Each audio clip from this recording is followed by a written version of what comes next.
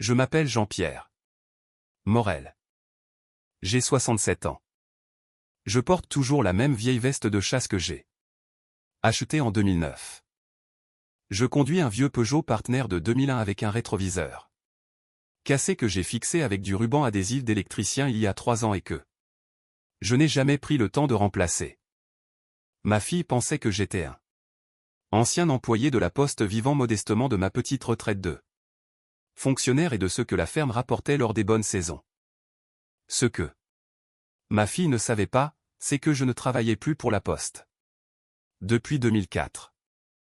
J'étais parti pour construire quelque chose discrètement, comme je fais tout dans la vie.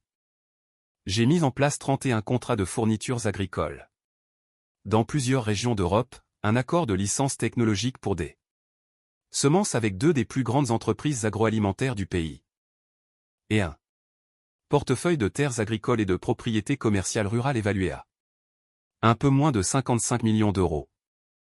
Quand ma fille et son mari m'ont annoncé qu'ils allaient déposer une demande de mise sous tutelle pour incapacité financière afin de prendre la gestion de l'exploitation, je n'ai pas discuté. J'ai appelé mon avocate à la place, puis j'ai passé un autre appel qui a changé tout ce qu'ils pensaient obtenir.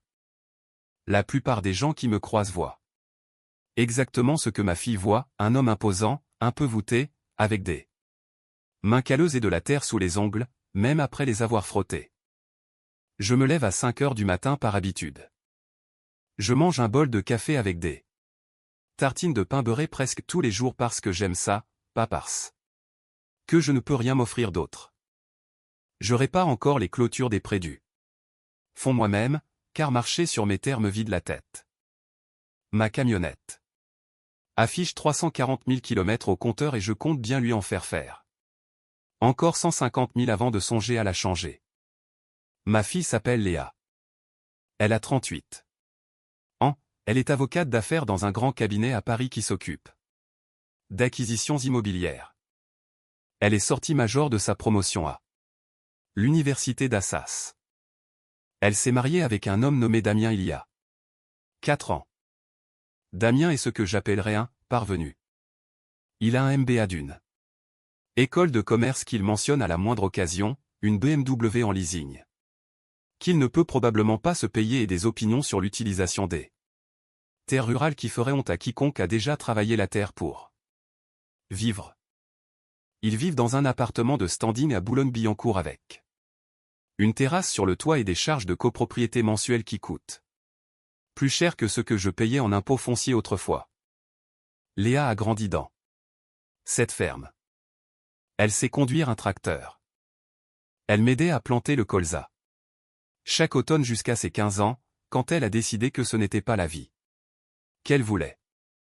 Je ne lui ai jamais reproché d'être partie. J'étais fier d'elle, honnêtement. Elle avait la détermination de sa mère et l'esprit vif de son grand-père. Après le décès de sa mère il y a 9 ans, quelque chose a changé chez Léa. Pas immédiatement, mais progressivement. La ferme a commencé à ressembler moins à un foyer et plus à un actif qu'elle attendait d'hériter. La première fois que je l'ai remarqué, c'était il y a environ 3 ans. Lorsqu'elle a emmené Damien pour une visite et qu'il a passé tout l'après-midi à marcher sur la propriété, son téléphone à la main, prenant des photos et posant des questions sur les classifications du plan local d'urbanisme. J'ai cru que c'était de la simple curiosité, mais j'avais tort. Les signes sont devenus plus difficiles à ignorer après cela. Léa a commencé à appeler la ferme « le domaine ». Dans nos conversations, puis « le foncier ». À Noël dernier, elle en a parlé. Comme de « la propriété familiale » en discutant avec la mère de Damien, une femme nommée Béatrice qui n'a jamais rien fait qu'elle ne puisse déléguer à quelqu'un d'autre. Béatrice a souri et a dit que cela semblait être un actif considérable. Léa a souri en retour et a ajouté que la gestion des actifs ruraux exigeait désormais un certain niveau de sophistication. Elle m'a jeté un regard. En disant cela, je mangeais mes pommes de terre sautées et j'ai fait semblant de ne rien remarquer. Le deuxième signe est venu quand Damien a mentionné, très nonchalamment, que son cabinet avait des contacts dans le développement foncier agricole. Il y avait une entreprise basée à Lyon, disait-il, qui convertissait des fermes en exploitation en complexe d'agrotourisme de luxe, avec du glamping, des retraites d'entreprise et des lieux de réception pour mariage. Haut de gamme. Très rentable, disait-il, très moderne. Je lui ai demandé combien de terres ces complexes remuaient réellement pour la culture. Il m'a regardé. Comme si je lui avais parlé en chinois.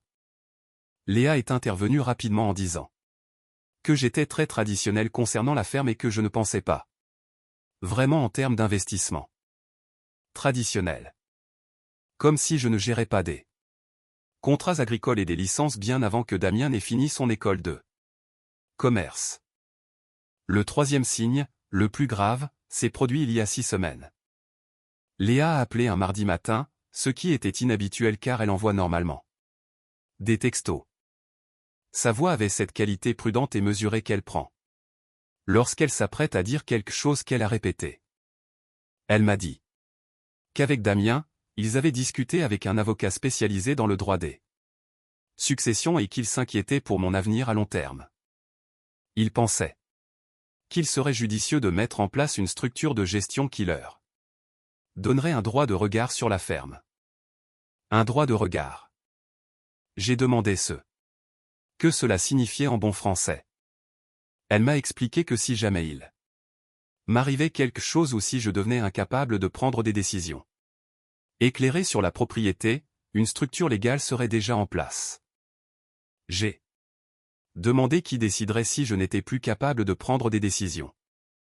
Elle a marqué une pause, juste assez longue pour me donner la réponse. Elle a dit que le cabinet de Damien avait l'habitude de ces situations et que c'était très courant chez les propriétaires ruraux âgés qui possèdent des actifs importants.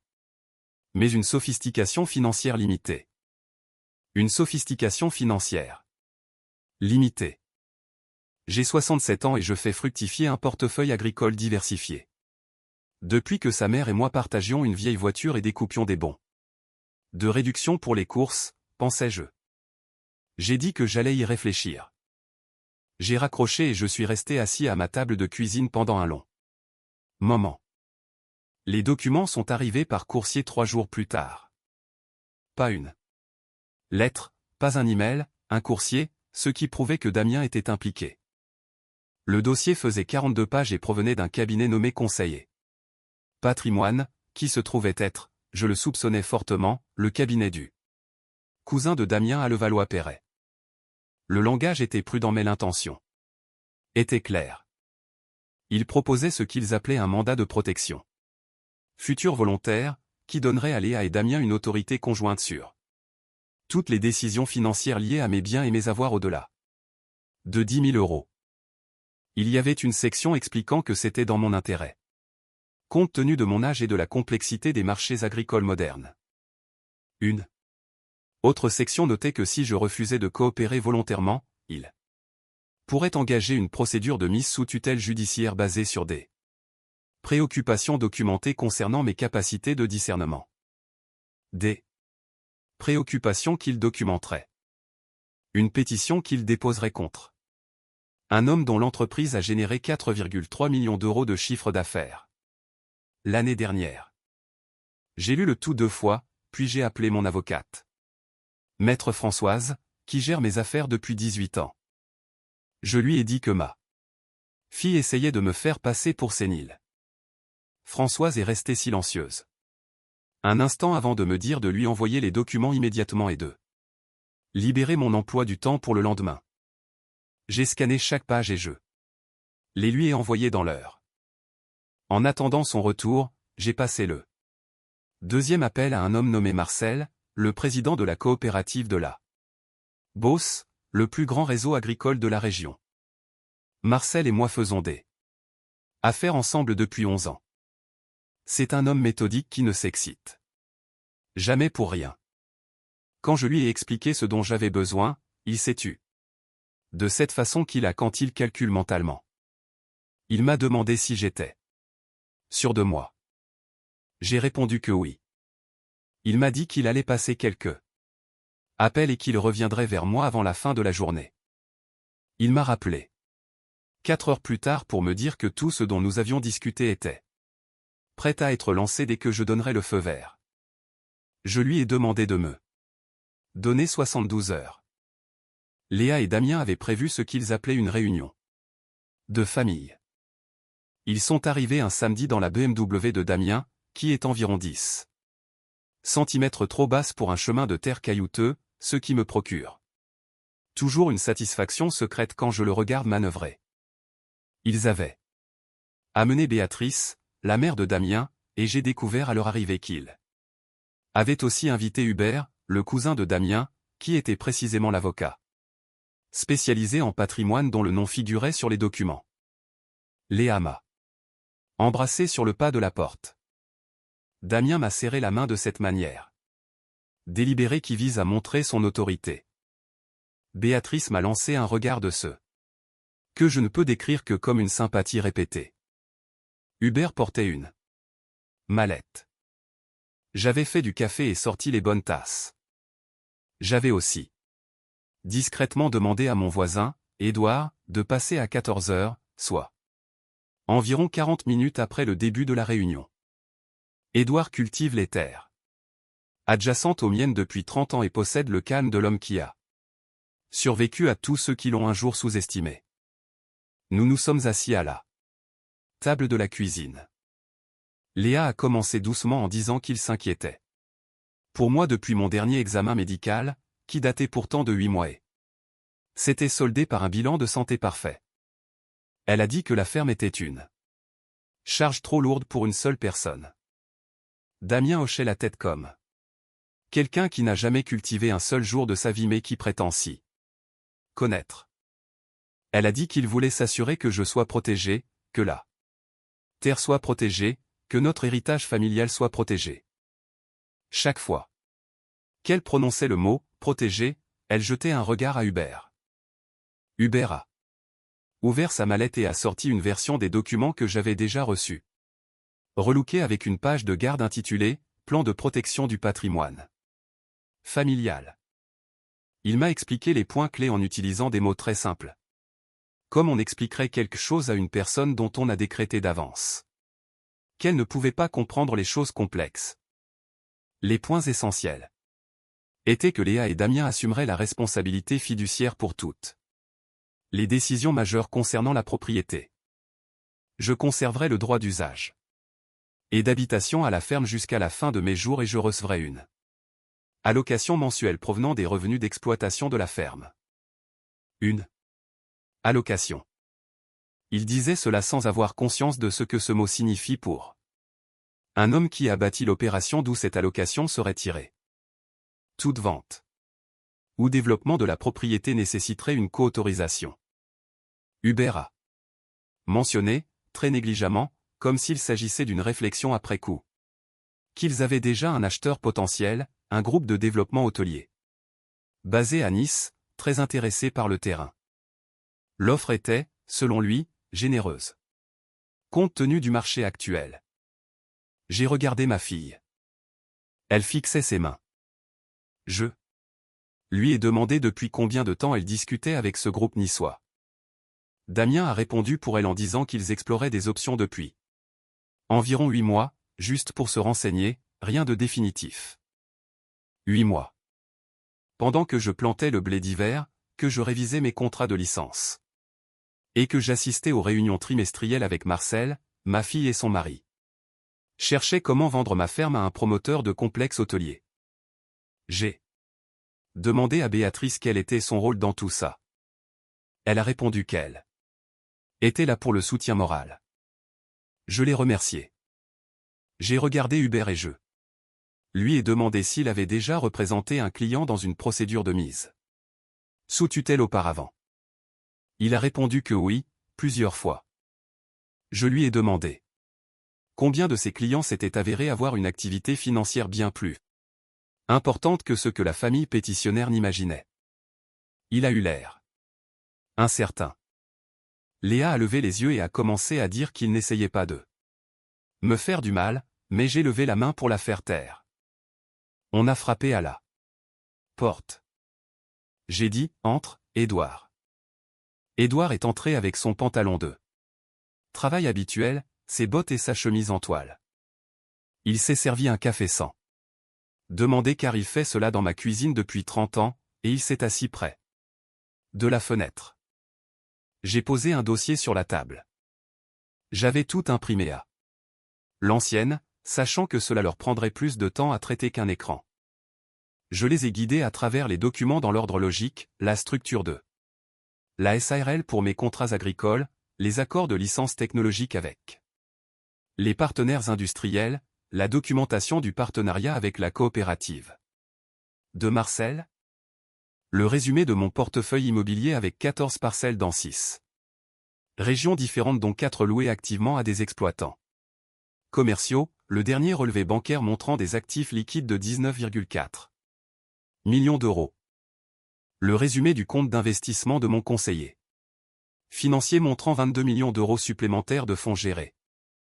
Et enfin, l'estimation actuelle de la valeur marchande des terres et des propriétés commerciales que Françoise avait fait réaliser par un cabinet d'expertise indépendant en 72 heures, 16,2 millions d'euros. J'ai étalé tout cela sur la table et je les ai laissés lire. La pièce était plongée dans un silence complet, seulement interrompu par le bruit des feuilles que l'on manipule.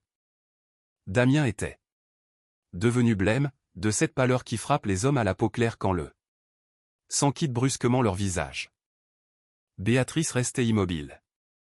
Hubert lisait le relevé bancaire avec l'expression d'un homme cherchant une erreur qui n'existe pas. Léa me regardait, et je ne parvenais pas totalement à déchiffrer son expression. Il y avait du choc, certes, mais aussi quelque chose qui ressemblait, pendant un instant, à de la honte. Je les ai laissés finir, puis j'ai pris la parole. J'ai dit que je gérais une entreprise agricole depuis 23 ans, que je possédais environ 57,6 millions d'euros d'actifs totaux répartis dans un portefeuille diversifié, et que je déclarais mes impôts avec précision. Depuis 2 décennies. J'ai précisé que je n'avais jamais manqué un paiement. Jamais fait défaut sur un contrat et jamais été cité pour une quelconque irrégularité financière. J'ai regardé Hubert directement et je lui ai dit qu'une demande de mise sous tutelle serait rejetée immédiatement, et que j'engagerais ensuite des poursuites pour action en justice de mauvaise foi. J'ai ajouté que maître Françoise connaissait assez bien le juge des tutelles pour l'appeler par son prénom. Damien a été le premier à retrouver sa voix, bégayant qu'il s'agissait d'un malentendu. J'ai répondu que j'avais très bien compris. Il a dit qu'ils essayaient d'aider, ce à quoi j'ai rétorqué que je savais exactement quel genre d'aide il proposait. Léa a murmuré « Papa » et sa voix s'est brisée sur ce mot. Elle a dit qu'elle ne savait pas. Je l'ai regardée et je lui ai répondu que je le savais, mais qu'elle n'avait pas non plus posé de questions, et que c'était cela qui comptait. Béatrice a cherché son sac à main. Ce qu'elle fait toujours quand l'ambiance devient inconfortable. Je lui ai dit de rester assise car je n'avais pas fini. J'ai annoncé à Hubert que je retirais toute coopération de tout processus de planification successorale impliquant son cabinet, et que si une quelconque pétition était déposée, mon avocate répondrait sous 24 heures. J'ai dit à Damien que le groupe hôtelier niçois devrait chercher ailleurs et que j'avais passé les dernières 72 heures à m'assurer qu'il n'aurait rien ici. La coopérative de Marcel avait conclu un accord d'utilisation des terres et de recherche à long terme avec l'Institut national de recherche agronomique couvrant mes terres principales. L'accord incluait une clause de droit de préemption qui retirait de fait la propriété du marché pour tout développement non agricole pendant 25 ans. Je l'avais signé le jeudi matin. Damien m'a dévisagé, demandant si j'avais vraiment bloqué la terre. J'ai répondu que puisqu'il était si inquiet de protéger les choses, j'avais agi en conséquence. Léa m'a demandé pourquoi, elle voulait savoir pourquoi j'avais gardé tout cela secret. Elle ne parlait pas de l'accord sur les terres, elle parlait des 23 années de succès que je venais d'étaler sur la table. J'ai répondu que je voulais savoir quel genre de personne elle deviendrait si elle pensait n'avoir rien à gagner en me traitant bien. Elle a dit que ce n'était pas juste. J'ai expliqué que sa mère et moi avions choisi de vivre modestement, que nous conduisions des camionnettes d'occasion, que nous ne prenions pas de vacances luxueuses. Nous avons épargné, investi et réinvesti. Nous ne l'avons pas fait pour piéger qui que ce soit, mais parce que c'est ce que nous sommes. L'argent est le résultat de ce que nous sommes, pas notre identité. Je l'ai regardée grandir et j'étais fier d'elle, mais ces 3 dernières années, je l'ai vue regarder cette ferme comme une dette que je lui devais plutôt que comme quelque chose que j'avais bâti. C'est là que ce n'était plus juste. Damien a essayé de reparler de l'affaire avec Nice, demandant s'il y avait encore une marge de discussion. Édouard, depuis sa chaise près de la fenêtre, a laissé échapper un petit bruit sec, pas tout à fait un rire. J'ai dit à Damien qu'il n'y avait aucun accord à discuter et que j'apprécierais qu'il reprenne la mallette de son cousin et le soutien moral de sa mère pour rentrer à Paris. Béatrice s'est levée immédiatement, comme si elle n'attendait que la permission de s'enfuir. Hubert a fermé sa mallette. Damien était silencieux, d'un silence difficile à interpréter, peut-être de la colère, ou peut-être la reconnaissance d'un sérieux mauvais calcul. Léa est restée assise à ma table sans bouger. J'ai raccompagné les autres à la porte. Édouard m'a suivi dehors et est resté sur le perron pendant qu'il montait dans la BMW. Il n'a rien dit jusqu'à ce que la voiture disparaisse. Puis il a dit, il fallait du cran, Jean-Pierre. J'ai répondu que je ne ressentais pas cela comme du cran, mais simplement comme quelque chose qui devait être fait. Il a fini son café et est reparti à pied vers sa propriété à travers les champs. Je suis retourné à l'intérieur et je me suis assis face à ma fille. Elle était toujours là, elle paraissait plus jeune, dépouillée de son assurance professionnelle. Elle ressemblait à la jeune fille de 16 ans qu'elle était quand quelque chose n'allait pas et qu'elle ne savait pas encore comment le réparer. J'ai attendu. Elle a répété qu'elle ne savait pas. J'ai dit que je le savais. Elle a ajouté que Damien lui avait dit que c'était la bonne décision, que j'avais besoin d'aide et qu'ils étaient en position de me la fournir. J'ai répondu que son mari ne savait pas ce dont j'avais besoin, et elle non plus, car elle avait arrêté de me le demander depuis longtemps. Elle a admis que c'était vrai et m'a demandé quand elle avait cessé de s'intéresser à moi. J'ai dit que je pensais que cela s'était fait lentement. Elle est allée à Paris, elle est devenue très occupée, et quelque part en chemin, elle a arrêté de voir la ferme comme une maison pour n'y voir qu'un futur actif, et Damien avait probablement accéléré cela, même si je n'ai pas dit cette dernière partie car ce n'était pas utile. Elle m'a interrogé sur sa mère, demandant si elle savait. J'ai répondu que sa mère savait tout, que nous avions tout construit ensemble, du début à la fin. Elle a tenu les comptes les 12 premières années et pouvait lire un bilan plus vite que n'importe quel comptable. Léa est restée silencieuse un moment, puis elle a dit que sa mère ne lui avait jamais rien dit. J'ai expliqué que sa mère pensait comme moi, lui. Parler de l'argent aurait changé quelque chose, comme l'argent change toujours tout, et qu'il valait mieux qu'elle devienne qui elle devait être sans que cela ne pèse sur ses épaules. Elle m'a demandé si c'était juste envers elle. J'ai dit que nous le pensions à l'époque, même si j'en étais moins sûr aujourd'hui. Nous avons parlé pendant 2 heures, pas comme nous le faisions ces dernières années, de manière prudente et superficielle, mais comme nous parlions lorsqu'elle était étudiante et qu'elle m'appelait le dimanche soir. À un moment donné, elle s'est excusée. J'ai dit que je savais qu'elle était sincère. Elle a dit que Damien allait être furieux quand il comprendrait toute la portée de l'accord foncier pour ses projets immobiliers. J'ai dit que Damien était libre d'être en colère. Elle a souri un peu. Elle a demandé si nous pouvions trouver un terrain d'entente pour la suite. J'ai répondu que cela dépendait de ce qu'elle entendait par là. Elle a dit qu'elle voulait s'impliquer à nouveau dans la ferme, pas pour des raisons financières, mais pour se souvenir de ce que cela fait de savoir d'où viennent les choses, d'être connecté à un endroit qui est réel. Je lui ai dit que le portail ouvrait à 5 heures du matin. Elle est venue. Un mercredi, 2 semaines plus tard.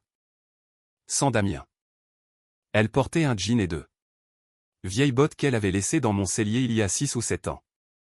Nous avons marché dans le champ sud tôt le matin, avant que la chaleur ne monte. Je lui ai expliqué ce que je testais avec les nouvelles variétés de semences, et elle a écouté comme elle le faisait à 12 ans, quand tout dans la ferme l'intéressait encore. Elle a posé des questions auxquelles je ne m'attendais pas, sur la composition du sol, sur les termes de licence, sur la structure des accords de la coopérative de Marcel. C'était de bonnes questions, des questions d'avocate appliquées à des problèmes agricoles. J'ai commencé à voir quelque chose que je n'avais pas vu depuis longtemps, que la personne qu'elle était devenue à Paris n'était pas un remplacement de celle qu'elle était ici, mais un ajout. Elle avait maintenant des outils que je n'avais pas à son âge. Elle les avait simplement dirigés dans la mauvaise direction. Sur le chemin du retour vers la maison, elle a dit qu'elle allait parler à Damien. Il digérait la situation, disait-elle, ce que j'ai interprété comme le fait qu'il était mécontent mais qu'il avait compris que protester ne l'aiderait pas. Elle a ajouté qu'elle lui avait dit que s'il voulait continuer à faire partie de sa vie, il devait ajuster sa vision de ce qu'était notre famille. J'ai demandé ce qu'il avait répondu. Elle a dit qu'il avait besoin de temps pour réfléchir. J'ai dit que c'était probablement sain. Elle a ri, c'était le premier vrai rire que j'entendais d'elle depuis bien longtemps. 3 semaines plus tard, Damien est venu à la ferme, seul. Il a garé sa BMW prudemment au sommet de l'allée pour éviter les graviers, ce que j'ai remarqué sans faire de commentaire. Il a demandé si nous pouvions parler. Nous nous sommes assis sur le perron. Il n'avait pas sa mallette.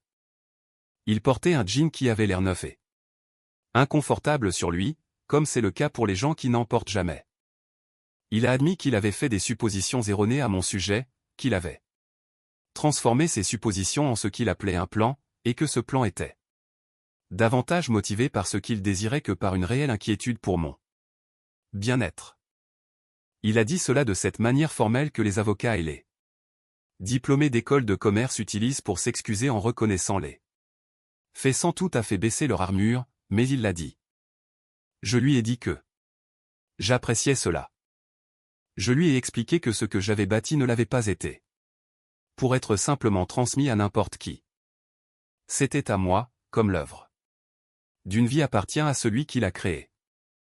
Je lui ai dit que s'il voulait une relation avec moi, elle devait être basée sur qui je suis réellement, pas sur l'apparence que je donne ou sur ce qu'ils avaient calculé que je valais. Il a acquiescé. Il m'a demandé, avec ce que j'ai cru être une réelle curiosité, comment j'avais construit le côté licence de l'exploitation. Alors je lui ai raconté. Nous avons parlé pendant presque 3 heures. Il a posé plus de questions que prévu, et de meilleures questions. À la fin, je ne lui faisais pas encore totalement confiance, mais je pensais qu'il y avait quelque chose de vrai en lui qui méritait qu'on lui donne le temps de grandir. Léa a appelé le soir. Même pour me dire que Damien était rentré et qu'il lui avait parlé pendant 2 heures d'affilée. Elle a dit qu'elle ne l'avait pas entendu parler autant de quelque chose qui n'était pas lié à une affaire depuis des années. Je lui ai dit que les gens se révèlent souvent plus complexes qu'on ne le pense quand on leur donne les bonnes conditions. Elle m'a demandé si c'était ce que j'avais fait avec elle. J'ai répondu que c'était ce que sa mère et moi avions essayé de faire depuis le début. Elle est restée silencieuse, et je pouvais deviner qu'elle luttait pour ne pas pleurer. Elle a dit qu'elle reviendrait samedi. J'ai dit « Très bien, je préparerai le café et les tartines. » Je me suis assis sur mon perron ce soir-là et j'ai écouté la campagne. À cette période de l'année, les insectes commencent à s'animer au crépuscule et ils font ce bruit que j'entends Chaque été de ma vie et que je trouve toujours aussi beau dans sa simplicité. Fiable. J'ai pensé à ce que j'avais construit, pourquoi et pour qui. J'ai pensé à ma femme, qui aurait géré tout cela bien mieux que moi, avec plus de grâce. Moins de silence et probablement moins de documents juridiques. J'ai pensé au fait que Léa et moi avions eu 2 heures de vraie conversation à ma table de cuisine, ce qui ne nous était pas arrivé depuis des années, et je n'étais pas sûr que cela se serait produit sans tout ce conflit. Si cela en valait la peine, j'étais encore en train de le décider. Ce que je savais, c'était ceci. Je n'avais pas construit ce que j'ai construit pour que ma fille en hérite. Simplement. Je l'ai fait parce que je suis un bâtisseur, et parce que sa mère est. Moi croyons que le travail accompli discrètement et honnêtement possédait sa propre dignité, indépendamment de ce qu'il produisait. Léa finira par en hériter, les 57 millions d'euros, la ferme, les contrats et les licences. Mais pas encore. D'abord, elle va apprendre d'où tout cela vient. Elle va marcher dans le champ sud avec ses vieilles bottes, poser de vraies questions et se salir les mains, au sens littéral comme au sens figuré. Elle va comprendre que tout a un coût et que rien de ce qui en vaut la peine n'arrive sans le poids de l'effort. C'est le seul héritage que je sache donner. L'autre sorte, celle qu'on se contente de transmettre, n'apprend rien à personne. J'en ai vu assez pour le savoir.